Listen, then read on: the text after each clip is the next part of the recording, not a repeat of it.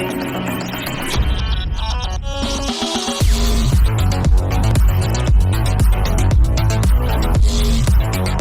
Everyone, எல்லாருக்கும் good evening. நான் உங்கள் சிராஜ். நாம் இன்றைக்கி இந்த வீடியோவில் எதை பற்றி பார்க்க போகிறோம்னா, டாட்டா வந்து ஏதோ ஐஃபோனை வாங்கிட்டேங்கிற மாதிரி கேள்விப்பட்டேன். இப்போ தான் ஏற்கனவே உடையில் ஏர்லைன்ஸை வாங்கியிருந்தார். ஸோ அந்த மாதிரி ஏர்ப்ளைனை வாங்கிட்டார். இப்போ மறுபடியும் அடுத்து என்னத்தெல்லாம் வாங்க போகிறாருன்னு பார்ப்போம். ஸோ அதெல்லாம் விட்டு இவர் வந்து திடீர்னு ஒரு ஆர்டிக்கிளுக்கு சொல்லியிருந்திருக்காங்க. ஒரு ஆர்டிக்கிள் சொல்லுது, ஓகேவா, இவர் சொல்லலை, அந்த ஆர்டிக்கிள் சொல்ல என்னன்னா, இவர் வந்து கூடிய சீக்கிரத்தில் வாங்க போகிறாரு அப்படிங்கிற மாதிரி தான் உள்ளுக்குள்ளே பாலிடிக்ஸ் பேசுகிறாங்க. உள்ளே வந்து அரசல் பரசலாக ரூமர்ஸ் கிளம்பிட்டு இருக்குது. ஸோ அந்த ரூமர் என்னென்னு உங்களுக்கு சொல்கிறேன் அப்படின்னா, ஆர்டிகல் ஏன்ட சொல்லிச்சு, ஆர்டிகலில் சொன்னதை நான் உங்கள்கிட்ட சொல்கிறேன். ஸோ அந்த ஆர்டிகல் என்ன சொல்லிச்சுன்னா, நம்ம ஊரில் எதனால் ஐஃபோனோட ரேட், அதாவது இந்தியாவில் மோஸ்ட்லி இந்தியாவில் பார்த்தோன்னா எல்லா நாட்டோட இந்தியாவில் மட்டும்தான் அந்த அதிகம். அதாவது ஐஃபோனோட காஸ்ட் மேக்ஸிமம் ஐஃபோனோட காஸ்ட் பார்த்தோன்னா 1,50,000 அரௌண்ட் வந்துடும். அதாவது 14 Pro சொல்கிற லேட்டஸ்ட்டாக இறங்கின மாடல், அதை தான் சொல்கிறேன். ஸோ எப்படியுமே அது 1 lakh தாண்டிடுதுல, 1,40,000 வந்துடுது. ஸோ அப்படிங்கிற பட்சத்தில் இது ஆம்போட்டியாக வேண்டாம் வாங்கிக்கிட்டு நீ போல யங்ஸ்டர்ஸ் கேஸ்லாம் பாருங்களேன், ஐஃபோன் அப்படி லோகோ காட்டிட்டு இருப்பாங்க. அது யார் காசு? அவங்க பேரண்ட்ஸோட காசாக இருக்கும். நம்ம இன்றைக்கி சொந்த காசில் வாங்கியிருக்கோம். ஸோ சிலர் சொந்த காசில் இப்போவுமே வாங்கிட்டு இருக்கீங்க. ஐ எம் அப்ரிஷியேட், ஓகேவா? அதுக்கு அப்ரிஷியேட் நான் பண்ணிடுறேன். ஏன்னா டெஃபினெட்லி அவங்கள பாராட்டணும். ஸோ சொந்த காசில் வாங்குறது ரொம்ப சந்தோஷம். ஏன்னா வந்து அப்போ தான் அதோட அருமை பார்த்து வைக்கணும். ஐயோ ஐஃபோன் உடஞ்சிருமோ, கீழே விழுந்துருமோ, கிளாஸு பின்னாடி வர கிளாஸு அது வந்து ரொம்ப ஷைனிங்காக இருக்கும், ஸ்க்ராட்ச் ஆயிருமோ அப்படி இப்படி யோசிப்போம்ல. ஸோ இப்போ அந்த ஐஃபோன்லாம் ஃபீச்சர் நல்லா இருக்குது. இப்போ லாஸ்ட்டாக வந்து iPhone 14 அந்த இது நாச்சில் வந்து அது ஒரு குட்டி தீவு மாதிரி யூஸ் பண்ணுறதுக்கு ஐலேண்ட் அப்படின்னு சொல்கிறாங்களே, அந்த பாயிண்ட்டை மட்டும். ஸோ அது நைஸ், அது நல்லா இருக்குது. அப்புறம் 48 MP கேமராலாம் பேக் கேமரா கொண்டு வந்திருக்காங்க. ஸோ நீங்கள் நினைப்பீங்க நிறைய பேர், என்னடா 48 கேமரா, 48 MP, அவன் 103 போயிட்டுருக்கான். ஐஃபோனில் உள்ள கிளாரிட்டி எதுலேயுமே வராது. எல்லாமே இப்போ உங்களுக்கு 48 MP இப்போவுமே சொன்னாலுமே அது 48 MP இருக்காது. நார்மல் கேமரா தான் வச்சுருப்பாங்க. இதே ஐஃபோனோட கேமரா பார்த்தீங்கன்னா டிஎஸ்எல்ஆரோட ஈக்குவல் பண்ணலாம். நீங்கள் வந்து டிஎஸ்எல்ஆர் கேமரா இருக்குல்ல, அதாவது நம்ம வெட்டிங் ஆனிவர்சரிலாம் எடுத்துகிட்டு இருப்பாங்க, இல்லை கேமராமேன் வச்சு நீங்கள் காசு கொடுத்து வாங்கிட்டு, அந்த மாதிரி அவங்கெல்லாம் யூஸ் பண்ணுறது தான் ஃபோனோட கேமராவோட குவாலிட்டி அதுக்கு ஈக்குவலாக இருக்கும். ஸோ அதனாலே ஐஃபோனோட ரேட் வந்து ரொம்ப ஹைப், அதாவது ப்ரீமியமாக வச்சுக்கிட்டு இருக்காங்கல்ல. ஸோ அந்த இடத்த தட்டி தூக்குறாங்க மாதிரி நம்ம டாட்டா என்ன பண்ணிட்டாரு, நமக்கு இன்கம் இது டேக்ஸ் எல்லாம் போட்டு தானே உள்ளே வருது. அதாவது நம்ம நாட்டுக்குள்ள வரும்போது அந்த 50,000 ரூபாய் எது ஜிஎஸ்டி போடுவாங்க, மேக்ஸிமம் இன்னொன்று என்னது கஸ்டம் டேக்ஸ், அந்த ரெண்டு போட்டு தான் நமக்கு ஒரு எந்த பொருள் உள்ளே வரணுனாலும் நமக்கு வந்து இம்போர்ட்டிங்க்கு டேக்ஸ் கட்டணும். அதாவது நம்ம ஃபாரின்லேருந்து எது கொண்டு வந்தாலும், காராக இருந்தாலும். ஏன்னா ரீசெண்டில் கூட நம்ம பார்த்துருந்தோம்ல, ரோல்ஸ் ராய்ஸ் காருக்கு அதாவது நுழைவு வரி கட்டவில்லை, அதாவது கஸ்டம் டேக்ஸ் கட்டவில்லை அப்படிங்கிற மாதிரி. அதனாலையுமே இப்போ எல்லாமே டேக்ஸ்குள்ளே கொண்டு வந்துட்டாங்க. எல்லாமே டேக்ஸ் வந்து தான் வரணும். ஏன்னா வந்து நீ சும்மா வந்து இந்த நாட்டுக்குள்ளே வந்து ஒரு பொருளை கொடுத்துட்டு போயிடுவேன், அதுக்கு அந்த பொருள் வந்ததுக்கு அவன் யூஸ் பண்ணுறான், அதுக்கு நாங்கள் என்ன மக்களுக்கு என்ன பண்ண முடியும்? நீ 1,40,000 நீ சம்பாதிச்சுட்டு போயிடுவேன், 1,00,000 நீ சம்பாதிச்சுட்டு போயிடுவேன். இதில் நான் டேக்ஸ் போடலன்னா மற்ற எல்லா அமௌண்ட்டும் உனக்கு தானே, ப்ராஃபிட் பண்ணி நீ பார்த்துட்டு போகிற. அப்போ இந்தியாவுக்கு என்ன லாபம், மக்களுக்கு என்ன லாபம் அப்படின்ட்டு அவங்க என்ன பண்ணுறாங்கன்னா ஜிஎஸ்டி போடுறாங்க. ஜிஎஸ்டி மட்டுமா, கஸ்டம் டேக்ஸ்னு போடுவோம். நீ உள்ளே கொண்டு வரல அதுக்கு ஒரு டேக்ஸ். அந்த மாதிரி எந்த பொருள் வாங்கிட்டு வந்தாலுமே அதுக்கு ஒரு டேக்ஸ் போட்டு வச்சுருக்காங்க. இல்லை டாட்டா வந்து ஐஃபோன் வந்து டேக் ஓவர் பண்ண போகிறாரு அப்படின்னா இல்லை. அதாவது எந்த மாதிரி டேக் ஓவர் பண்ண போகிறாருன்னா, அவரோட ப்ராடக்ட் வந்து இப்போ சைனாவில் அசம்பிள் ஆகுதுல. இப்போ மேக்ஸிமம் ஐஃபோன் எல்லாமே பார்த்தோம்னா மேக்ஸிமமில் 99% கலிஃபோர்னியாவிலேருந்து டிசைன்ஸ் வரும். இவங்க இப்போ அசம்பிள் பண்ணுவாங்களா, அதாவது எல்லாத்தையுமே ஒன்றா ஜாயின் பண்ணுவாங்கல்ல, நம்ம பஸ்ஸெல்லாம் ஷஃபில் பண்ணி அடிக்கிட்டு போல. அந்த மாதிரி அதை எங்கே அசம்பிள் பண்ணுறாங்கன்னா சைனாவில். சைனாவுக்கும் அமெரிக்காவுக்கும் இப்போ வர எக்கனாமிக்கலாக வார் போயிட்டுருக்குது. ஓகே, அது ஆல்ரெடி எல்லாருக்குமே தெரியும். இப்போ கூட நம்ம ட்ரம்ப் கூட சொல்லிட்டு இந்த கோவிட் டைம்லாம் என்ன சொல்லுவார்னா, டேய் கொரோனா நாடு நல்லா இருக்கியா அப்படிங்கிறது கேட்பாரு. இதே இந்த ஊஹான் சிட்டி இருக்குல்ல, ஊஹான் சிட்டி, அந்த சிட்டியெல்லாம் பார்த்துட்டு வைரஸ் சிட்டி அங்கேருந்தானடா நோய் இருந்துச்சு அப்படின்ட்டு கிண்டல் பண்ணுறது, கேலி பண்ணுறதுலாம் ட்ரம்ப்புக்கு வேலையாக இருந்துச்சு. ஸோ அப்படி இருக்கிற பட்சத்துலையுமே இன்னுமே சைனாவில் என்ன ஒன்றுனா தட்டுப்பாடு, அந்த வேலை ஆட்கள் இருக்காங்களா அவங்களுக்கு தட்டுப்பாடாக இருக்குது. நம்ம என்ன மாதிரி தட்டுப்பாடுன்னு கேட்டிங்கன்னா, இப்போ கொரோனா வேறு அங்கேயும் கொஞ்சம் இருக்குதுல, அங்கே இங்கேயும் தொட்டு இருக்குல்ல, ஒன்று ரெண்டு கேஸ் நம்ம இப்போ இந்த தமிழ்நாட்டிலையோ இந்தியாலையும் வந்துட்டு இருக்குதுல்ல கொரோனா கேஸ். ஸோ அந்த மாதிரி லைட்டாக வந்துட்டு இருக்கிறதுனால அந்த கேஸில் என்ன பண்ணுறாருன்னா, அங்கே உள்ள சிங்மங் குங்குவா அவர் பேர் தெரியல, சாரி தப்பாக சொல்லியிருந்தோம்னா வயலன்ஸில் பண்ணிடாதீங்க, சாரி.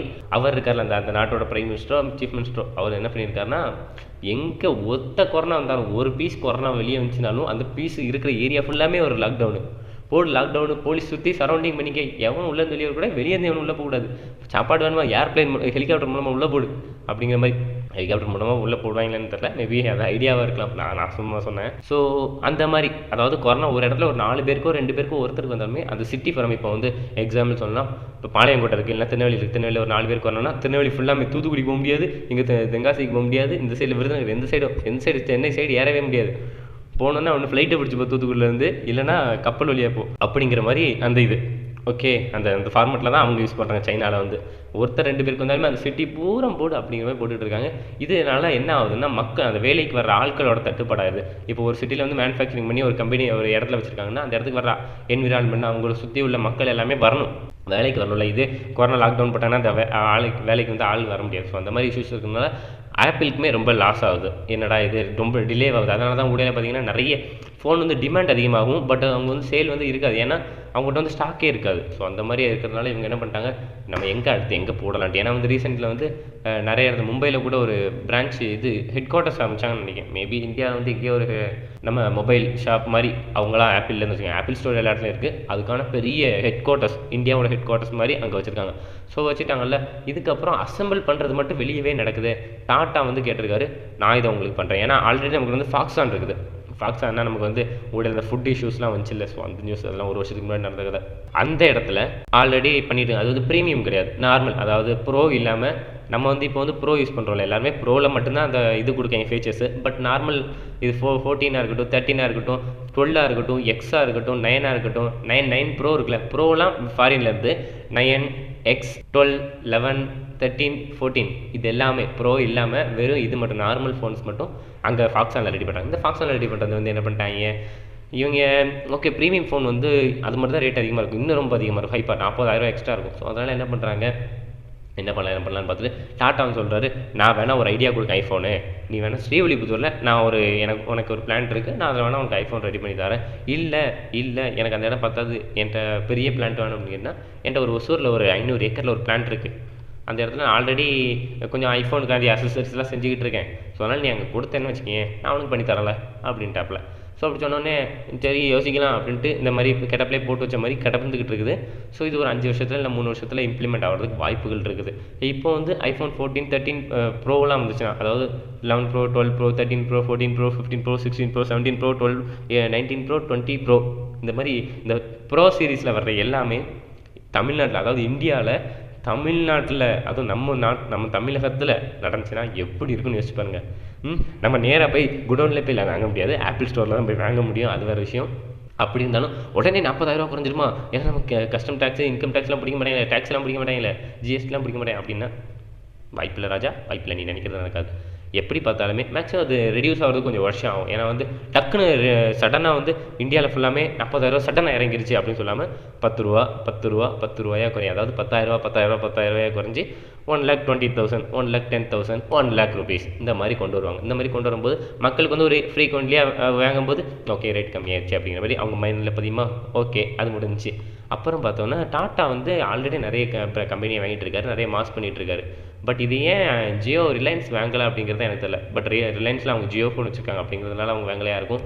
பட் இதை வந்து டாட்டா வாங்கினார்னா எப்படி இருக்கும் யோசிச்சு பாருங்க. ஆல்ரெடி ஏர்லைன்ஸ் வாங்கி மாதம் கிளம்பி போயிட்டு இருக்குது. அடுத்து இது எல்லாத்தையும் வச்சு பார்க்கும்போது ஐஃபோன் வந்து ப்ரீமியம் ஃபோனாக இருந்துகிட்டு இருக்குது. இதுவே இங்கே இறங்கிருச்சுன்னா அதுவும் மேபி நார்மலாக சாம்சங் ஃபோன் மாதிரியோ இல்லைன்னா ஒரு நோக்கியாவோ இல்லைன்னா இந்த மாதிரி பிராண்டட் நார்மல் பிராண்ட் ஆகிடுமா அப்படிங்கிறத நீங்கள் சொல்லுங்கள், கமெண்டில் சொல்லுங்கள். இதுக்கப்புறம் இன்னொரு விஷயம் இருக்குது. என்னென்னா இந்த நம்ம தமிழ்நாட்டில் இந்த ப்ராடக்ட் தயாரிக்கும் போது இதுவே நீங்கள் பார்த்தீங்கன்னா வெளியே சொல்லுவாங்க 9,000 தரோம், நாங்கள் வந்து 4,000 தரோம், ஐஃபோன் 14 ப்ரோ உங்களுக்கு 7,000 தரோம், நான் 2,000 தரோம், 4,000 தரோம், 5,000 தரோன்ட்டு இந்த இன்ஸ்டாகிராமில் பேஜஸ் இருக்கும். இல்லை நீங்கள் இந்த கஸ்டம்ஸில் இது வந்து கஸ்டம்ஸ் ப்ராடக்ட் அப்படின்னு சொல்லி நிறைய பேர் கொடுப்பாங்க. ஸோ நீங்கள் அந்த மாதிரி கொடுத்து கேஷ் ஆன் டெலிவரி தான் கொடுத்தாகணும். இல்லை நீங்கள் வந்து முதல்ல அட்வான்ஸ் பே பண்ணணும், இல்லை நீங்கள் வந்து முதல்ல ரூபாயை கொடுத்துடணும், பே பண்ணிடணும், ஜிபே பண்ணிடணும். ஜிபே பண்ணால் தான் உங்களுக்கு பில்லிங் பண்ணுவோம், இல்லைனா உங்களுக்கு டெலிவரி அட்ரஸ் எல்லாமே நீங்கள் அப்போ தான் நாங்கள் அப்லோட் பண்ணுவோம் அப்படின்னாங்கன்னா நீங்கள் நம்பாதீங்க. சுத்த ஃபேக்கு. இன்ஸ்டாகிராம் பேஜாக இருக்கட்டும், ட்விட்டர் பேஜாக இருக்கட்டும், ஃபேஸ்புக் பேஜாக இருக்கட்டும், எதுவாக இருந்தாலும் நீங்கள் ஸ்ட்ரைட்டாக எந்த கடைக்குனாலும் போங்க. இப்போ வந்து நம்ம பேசிக்கலாக பார்த்தோன்னா இது ஃப்ளிப்கார்ட் அண்ட் அமேசானே நம்ப முடியலை. ஏன்னா வந்து திடீர்னு நம்ம இந்த 14 ப்ரோ வந்து இஷ்யூஸ்லாம் 13 ப்ரோவாக கொடுத்துக்கிட்டு இருந்தாங்க. ஃப்ளிப்கார்ட்டில் அமேசான்லேயே நீங்கள் ஆர்டர் பண்ணுறத எசென்ஷியலாக உங்களுக்கு தேவைப்படுறத நீங்கள் வாங்குங்க. அதாவது நம்ம இங்கே லோக்கலில் கிடைக்காது, பக்கத்தூர் போய் தான் வாங்கணுங்கிறத நீங்கள் அதில் வாங்க. ஏன்னா நீங்கள் பக்கத்தூர் போகிற ட்ராவலுக்கே ஒரு 100 ரூபா ஆகுதுன்னா அதில் ஒரு 40 ரூபா தான் டெலிவரி சார்ஜ். அப்படிங்கிறப்போ அவங்க ஒரு 4 நாளில் கொடுக்குறோம். உங்களுக்கு அர்ஜென்சி ஆச்சுன்னா நீங்கள் போய் வாங்கலாம். பட் இதுவே நீங்கள் ரொம்ப அர்ஜென்சி இல்லை அப்படிங்கிற பட்சத்தில் நீங்கள் நேரில் போயோ ஆப்பிள் ஸ்டோர் இருந்துச்சுன்னா ஆப்பிள் ஸ்டோரில் போய் வாங்க, ஆப்பிள் பிளானட் இருக்கும், சாரி ஆப்பிள் பிளானட்டில் போய் வாங்க, இல்லை சாம்சங் ஷோரூமில் போய் வாங்க, இல்லை ஒரு ரிலையன்ஸ் மால் போங்க. இந்த மாதிரி இடத்துலலாம் எல்லாமே இருக்கும். மால் போனீங்கன்னா எல்லாமே இருக்கும். ஸோ உங்களுக்கு வந்து அஃபோர்டபுளாக தான் நீங்கள் நார்மல் ப்ரைஸுக்கு அந்த என்ன ரேட்டுக்கு எக்ஸ்பெக்ட் பண்ணி போனீங்களோ நீங்கள் பேரம் பேசி வாங்கலாம் அந்த கடையிலலாம். அதை விட்டுட்டு மளிகை கடையில் போய் என்ன இந்த காய்கறி 10 ரூபான்னு, தக்காளி 1 கிலோ 10 ரூபா போதும், 15 ரூபான்னா 10 ரூபா தான் அப்படிங்கிற மாதிரிலாம் பேரம் பேசிகிட்டு இருக்கோம்ல. ஸோ அது பேரம் பேசணுன்னா நீங்கள் வந்து நேராக ஸ்டோருக்கு போங்க. எந்த பிளானட் இருக்கோ அந்த ஸ்டோருக்கு போய் அங்கே உட்காந்து நீங்கள் பேசினீங்கன்னு வைங்களேன், கண்டிப்பாக ஒரு பெட்டர் ப்ரைஸுக்கு நீங்கள் வந்து அதை பர்ச்சேஸ் பண்ணலாம். ஏன் அதனால் வாரண்டி கிடைக்கும். நீங்கள் வந்து நிறைய பேர் மொபைல் வந்து இதில் ஆர்டர் பண்ணிங்கன்னா, ஃப்ளிப்கார்ட், அமேசானில் ஆர்டர் பண்ணிங்கன்னா நீங்கள் சர்வீஸுக்கு எங்கே போவீங்கன்னு தெரில. அதுக்கப்புறம் இது இன்னொன்று இருக்குது, அது பேர் என்னது, வாரண்டி வந்து எப்படி கிளைம் பண்ணுவீங்கன்னு தெரில. இது வாரண்டி கார்ட்ஸ் எல்லாமே எங்கேருந்து வரும்னு தெரில. இதே நீங்கள் மொபைல் ஒரு ஷாப்பில் வாங்கினீங்கன்னா அங்கே வந்து உங்களுக்கு வந்து வாரண்டி கார்டாக இருக்கட்டும் எல்லாமே உங்களுக்கு வந்து இஷ்யூ வந்து கையில் கொடுத்துருவாங்க. அதாவது பில் அமௌண்ட்லேருந்து பில்லு எல்லாமே பிரிண்ட் எடுத்து கொடுத்துருவாங்க, மொபைலுக்கு மெசேஜ் கொண்டு வரும். பட் இதுவே ஃப்ளிப்கார்ட், அமேசானில் எவனோ ஒரு பொருளை ரீட்டைலர்லேருந்து தூக்கிட்டு வந்து இங்கே ஒருத்தனை வச்சு கொடுத்து வச்சுட்டா கேஸ் முடிஞ்சிச்சு. இது செங்கல் வந்தால் என்ன, சோப்பு வந்தால் என்ன, ஷாம்பு வந்தால் என்ன அப்படின்ட்டு அவன் கணக்கு, அவன் அங்கே சம்பாதிச்சுக்கிட்டே தான் இருப்பான். ஐஃபோன் வந்து நீங்கள் வாங்கலாம், அது வந்து ப்ரீமியம் ஃபோன், நீங்கள் எங்கேனாலும் வாங்குவீங்க, எங்கேனாலும் சர்வீஸ் பண்ணுவாங்க, அதனால் அதெல்லாம் விட்டுருவோம். பேசிக்கலாக நான் உங்கள்கிட்ட சொல்ல வந்தது தான், ஓகேவா. ஐஃபோன் வந்து டாட்டா வந்து டேக் ஓவர் பண்ண போகிறாருங்கிற மாதிரி ரூமர்ஸ் வந்து லைட்டாக ஒரு கிளம்புற மாதிரி இருந்துச்சு. அதனால தான் நான் உங்கள்கிட்ட தூக்கி போட்டேன்.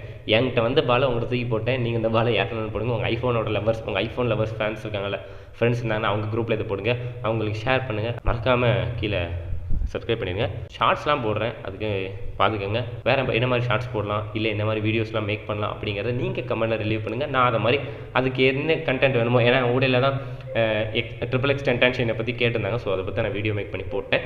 ஸோ இதுக்கப்புறம் உங்களுக்கு எந்த மாதிரி வேணும் அப்படின்னு நீங்கள் நினச்சிங்கன்னா எங்கேனாலும் கமெண்ட் பண்ணுங்கள், நான் கண்டிப்பாக அதை பார்ப்பேன். நீங்கள் ப்ரைவேட்டாக இல்லை ப்ரைவசியாக என்கிட்ட எதுவும் கேட்கணும்னு நினச்சிங்கன்னா, இல்லை என்கிட்ட எதுவும் பேசணும்னு தோணுச்சுன்னா, எதுவும் பேசணும் அப்படின்னு நீங்கள் ப்ரைவேட்டாக சொல்லணும்னு விரும்புனீங்கன்னா இன்ஸ்டாகிராமில் என்னைய ஃபாலோ பண்ணலாம், இல்லை அங்கே பேசலாம், இல்லை ட்விட்டர் இருக்குது, இல்லைனா ஸ்னாப்சாட் இருக்குது. ஸோ இந்த மாதிரி இடத்துலலாம் நான் இருக்கேன். ஸோ அந்த இடத்துல நீங்கள் ஃபாலோ பண்ணி நீ ஃபைன் பண்ணிக்கலாம். என் நேம் வந்து என்னோடய ஐடி தெரியலை எப்படா கண்டுபிடிக்குன்னு கேட்டிங்கன்னா கீழே டிஸ்கிரிப்ஷனில் டவுனில் என்னோடய லிங்க்ஸ் எல்லாமே கொடுத்துருப்பேன், நீங்கள் ஃபாலோ பண்ணலாம். இல்லைனா நீங்கள் அபார்ட் செக்ஷனில் அங்கேயும் லிங்க் கொடுத்துருப்பேன், நீங்கள் அங்கேயுமே கிளிக் பண்ணி ஃபாலோ பண்ணிக்கலாம். மறக்காமல் உங்கள் ஃப்ரெண்ட்ஸ்லாம் ஷேர் பண்ணுங்கள். நாளைக்கு இந்த வீடியோவில் நான் உங்களுக்கு சந்திக்கிறேன். அதுவரை உங்களிடம் இருந்து விடைபெறுவது நான் உங்களுக்கு. Bye, love you guys, have a good day, cheers.